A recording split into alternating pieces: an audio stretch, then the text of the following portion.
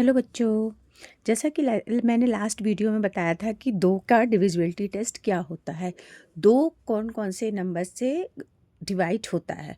तो दो से डिवाइड होने वाली संख्याओं के बारे में मैंने बताया था कि जिसके पीछे 0, 2, 4, 6 और 8 आता है वो नंबर दो से डिवाइड हो जाता है।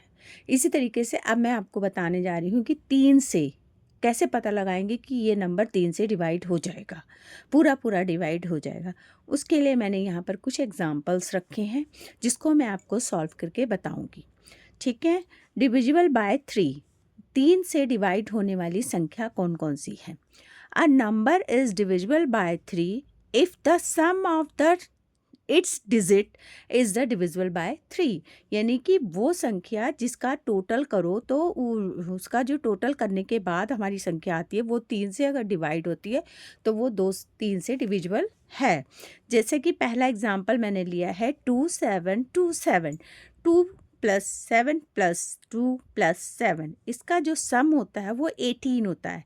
18 इसका मतलब ये आपको 3 से डिवाइड हो जाएगा क्योंकि 3 के टेबल में 18 आता है।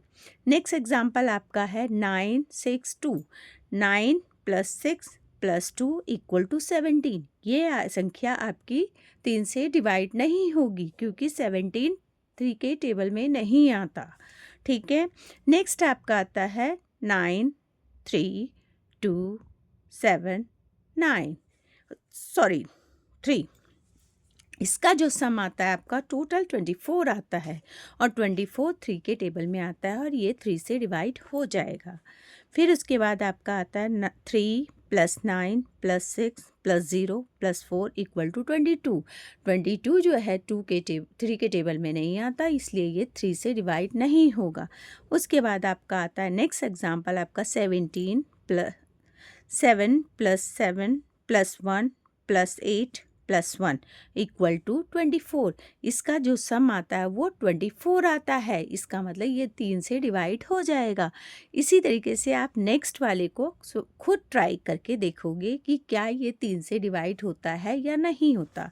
इसका एक और मैं करके भी दिखा देती हूँ, जैसे 2727 डिवाइडेड बाय 3, तो ये 3 9 ज़ा 27, ये आ गया आपका। उसके बाद 2 तारा नहीं गया, 2 तारा नहीं गया तो यहाँ 0 लगाएंगे। उसके बाद 7, फिर 3 9 ज़ा 27। इसी तरीके से आप सारी संख्याओं को डिवाइड करके देख सकते हो, उसका रिमाइंडर नहीं बचना चाहिए। अगर रिमाइंडर बचा तो वो 3 से डिवाइड नहीं होगा और अगर रिमाइंडर नहीं बचा तो वो 3 से डिवाइड होगा। ठीक है बेटो, थैंक यू।